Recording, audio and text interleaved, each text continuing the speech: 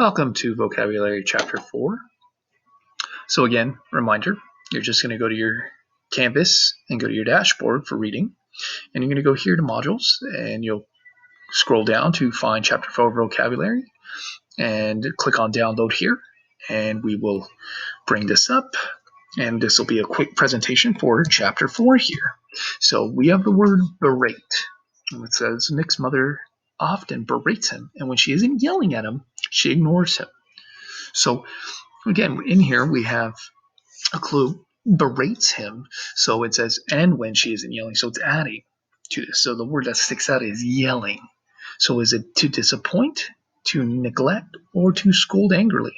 Well, isn't yelling. Yelling usually has something to do with anger. So we're going to go with C, scold angrily. 2. Estrange. My cousin's recent moodiness has estranged some of his old friends. So estranged. So if we look at the base word in there, and it has the word strange. So the base word is strange. So on there, we know that most likely it's not going to be frightened to drive away or dislike. Most likely when you're a stranger, you don't really know someone, or you kind of will push them away because they were old friends. So most likely it is going to be to drive away, similar to push away. Number 3, euphoric. I was euphoric when I received my grades. To my amazement and joy, they were all A's and B's. So euphoric, receiving grades of A's and B's, and amazed and joy, most likely euphoric. The meaning of that word is A, very happy.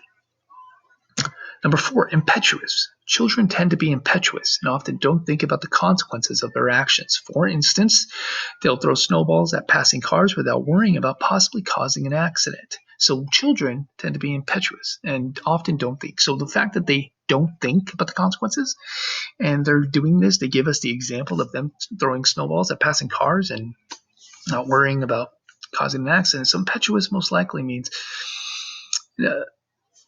if you guessed it, A, impulsive. So they're doing things without thinking. That is what impulsive means. Doesn't mean they're considerate because they're doing it without thinking. Infallible. Computers aren't infallible. If you put the wrong data into a computer, you'll get the wrong answers. So they're not infallible. So that means that infallible must mean, because if you put the wrong data into the computer, you'll get wrong answers. So infallible means, yes, perfect. So infallible is perfect. So if computers aren't perfect, if you put the wrong data, so even if you plug in that word, that will make sense. Madlyn. The authors of maudlin soap operas must feel that they haven't done their job unless viewers are crying by the end of the show. So again, soap operas that make people cry, most likely when you're crying, that has to deal with what? It's not comical because they're not laughing. They're crying, so most likely it's C, overly emotional. 7, regress. Adolescents under stress sometimes regress to childish ways, dependency, temper tantrums, and silliness. So regress. So you go from adolescents to childish. So they're not going forward, they're going back. So that means then it is A, backwards. 8, relinquish. Donna had to relinquish her share in the beach house because she couldn't afford it anymore. So she has a beach house. She has to relinquish it because she can't afford it. So most likely relinquish. It's not going to be to buy. She had to give it up. 9, ubiquitous. We postponed our plan to drive home on Sunday because a dense fog was ubiquitous. It covered the entire town. So the fact that it covered the entire town, this fog, ubiquitous, means C, found everywhere because of entire. And last one, 10, zenith.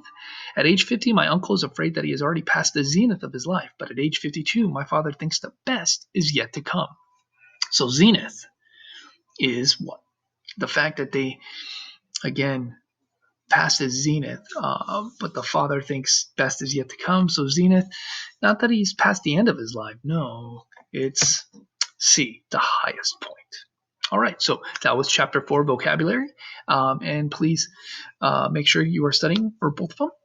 Remember Chapter 3 and Chapter 4 for this week, and keep an eye out for the next video tutorial. Thank you.